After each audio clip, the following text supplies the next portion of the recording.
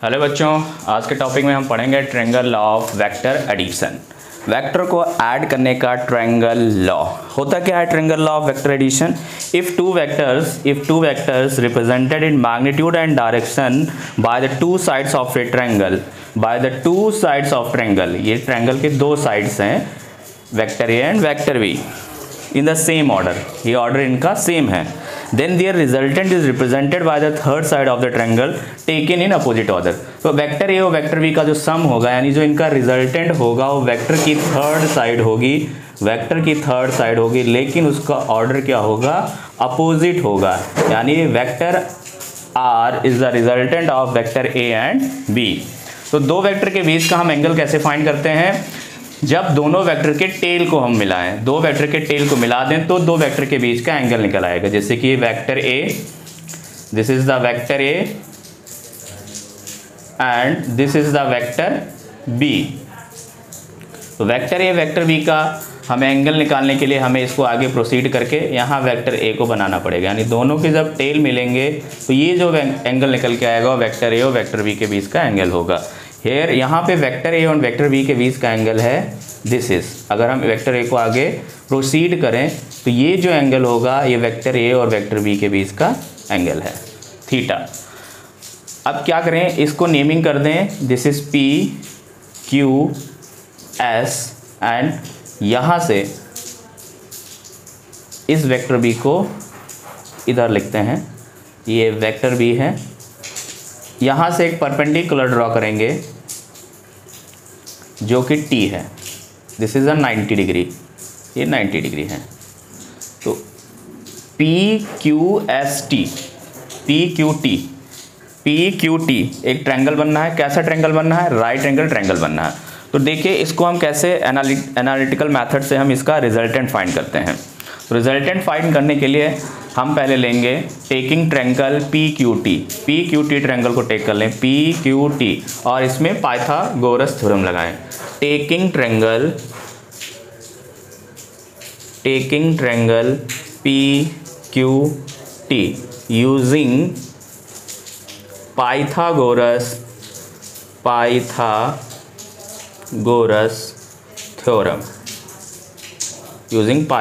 Theorem.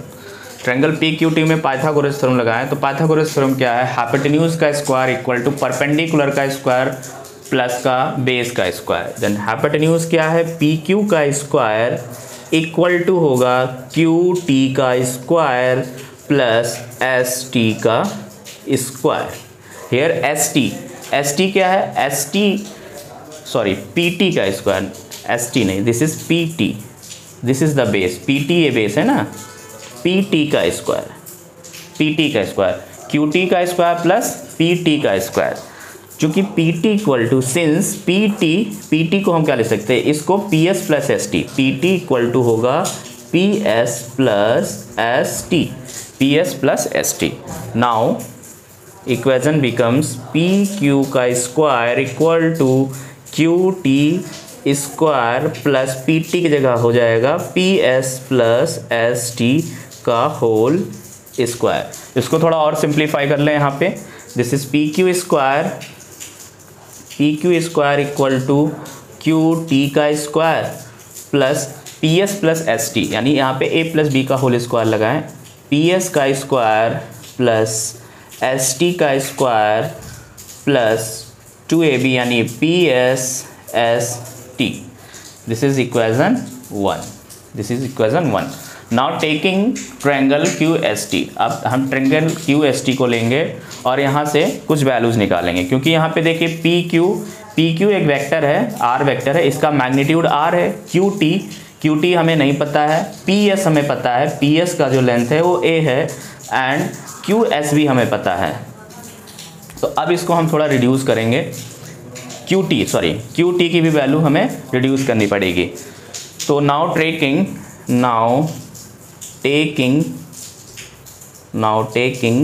Triangle Q S T triangle लेंगे और इसमें हम लगाएंगे sine theta. Then sine theta equal to क्या होता है? Perpendicular upon hypotenuse. Here perpendicular is Q T and hypotenuse होगा Q S. Then Q T equal to क्या आ जाएगा, Q T equal to Q S sine theta. Then what is Q S, Q S equal to B, then Q T equal to हो जाएगा B sine theta. Q T की value हमारी आ गई B sine theta.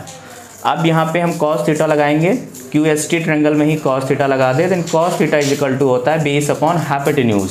Base क्या है, base है S T and hypotenuse है Q S. Then S T equal to Q S cos theta, S T equal to Q S cos theta and Q S is equal to B. Q S क्या है, इसका magnitude B है, then B cos theta. S T की value आ गई B cos theta, then it is the B cos theta, it is the B cos theta and it is the B sine theta. यहाँ से हम Q T की value और S T की value equation 1 में put कर दें। Now from equation 1,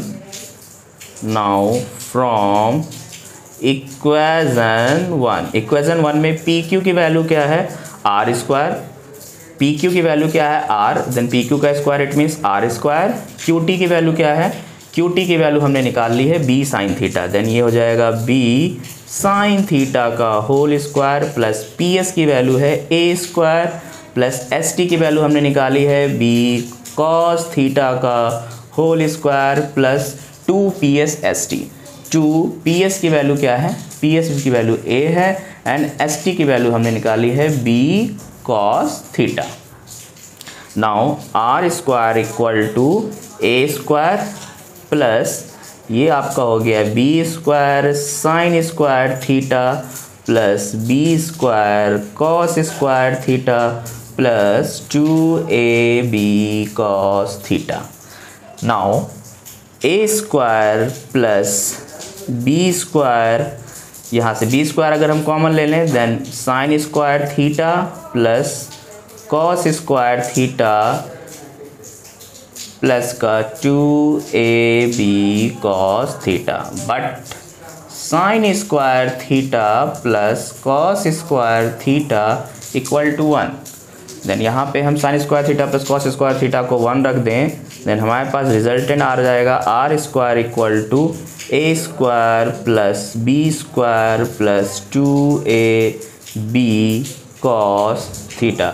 इसी हम रिजल्टेंट को कैसे लिख सकते हैं, R equal to root of A square plus B square plus 2ab cos theta. तो हमारे पास जो रिजल्टेंट का मैग्नीट्यूड आया है वो आया है A square plus B square plus 2ab cos theta, 2ab cos theta.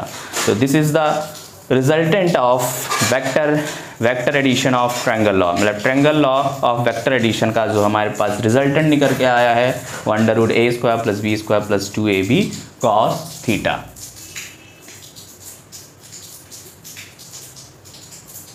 तो बच्चों हम बात कर रहे थे triangle law of vector addition. Triangle law of vector addition का रिजल्टेंट हम लोग ने देख लिया, R equal to under root A square plus B square plus 2ab cos theta. तो कुछ स्पेशल केसेस पे हम चर्चा करते हैं।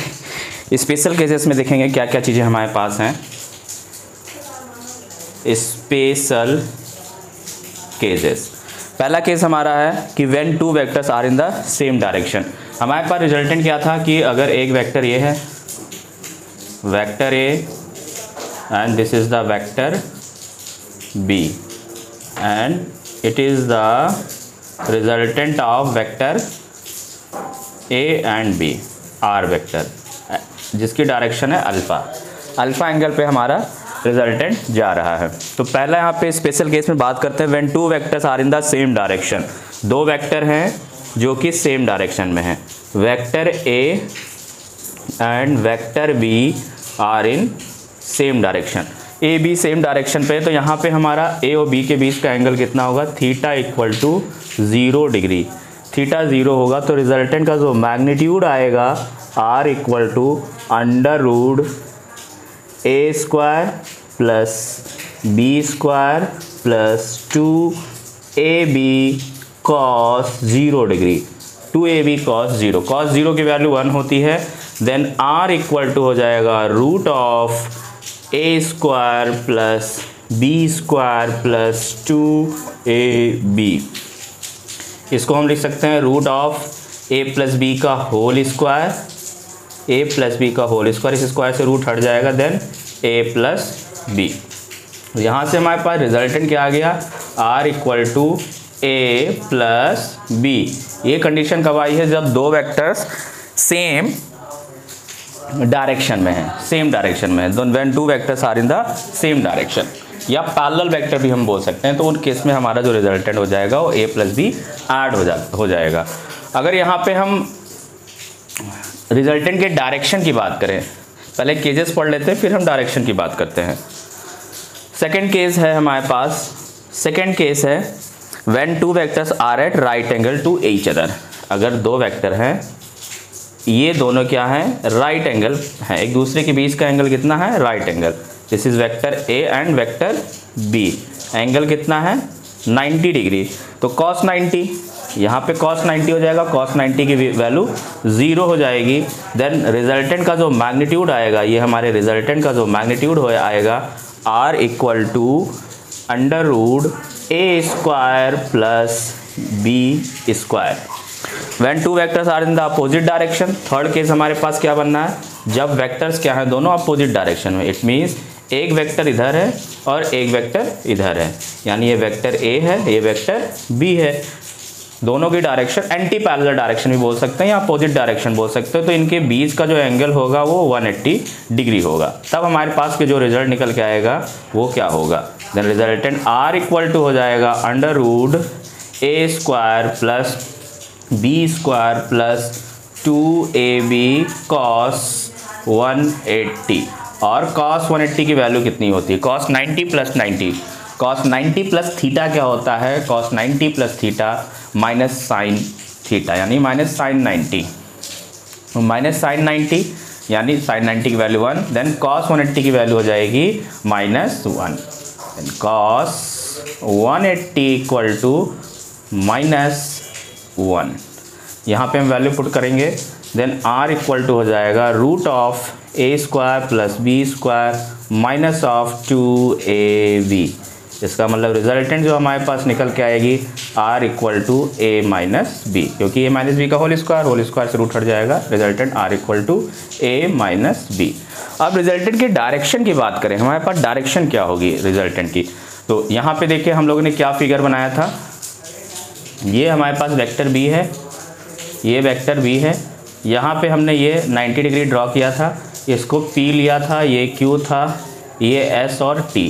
ये एंगल कितना है, ये एंगल था, ये QT की वैल्यू परपेंडिकुलर, ये वैल्यू आई थी b साइन थीटा, और ये जो वैल्यू आई थी ये b cos थीटा। यहीं से ये रिजल्टेंट जो है, रिजल्टेंट की डायरेक्शन कितनी है, टैन अल्फ़ा, अल्फ़ा एंगल पे जा रहा है, अल्फ़ा पे हमारा रिजल्टेंट जा रहा है। तो यहाँ से अगर हम डायरेक्शन निकालें tan alpha, then tan alpha is equal to क्या होता है, परपेंडिकुलर अपॉन का हाइपोटेन्यूज। PQT में ट्रायंगल PQT में टैन अल्फ़ा ले लें, देन B टैन अल्फ़ा इधर निकालता हूँ मैं, यहाँ आप लोग को दिखेगा नहीं। यहाँ देखिए हमारा टॉपिक है डायरेक्शन ऑफ रिजल्टेंट। रिजल्टेंट का जो डायरेक्शन होगा वो क्या होगा, टैन अल्फ़ा होगा। और टैन अल्फ़ा, इस ट्रायंगल में टैन अल्फ़ा ले लीजिए, PQT ट्रायंगल में टैन अल्फ़ा लेंगे, देन परपेंडिकुलर QT अपॉन का बेस में है आपका PT। QT को हम लिख सकते हैं B sine theta upon PT की वैल्यू है PS प्लस ST, PT है PS plus ST, it means B sine theta upon का PS की वैल्यू है A प्लस ST की वैल्यू है B cos थीटा। यानी अल्फ़ा की वैल्यू क्या हो जाएगी, tan inverse B sine theta upon का A plus B cos theta. तो ये जो आया है, this is the direction of the resultant. ये डायरेक्शन ऑफ द रिजल्टेंट का डायरेक्शन निकल के आया है tan inverse B sine theta upon का A plus B cos theta. ऐसे हम सभी कंडीशन पे अल्फ़ा यानी जो हमारे पास रिजल्टेंट है उसकी डायरेक्शन को निकाल सकते हैं। तो ये हमारा कॉन्सेप्ट था। अब इस कॉन्सेप्ट बेस पे हम लोग न्यूमेरिकल्स करेंगे जो कि रिजल्टेंट बेस पे आते हैं। तो न्यूमेरिकल हम देखेंगे नेक्स्ट वीडियो में।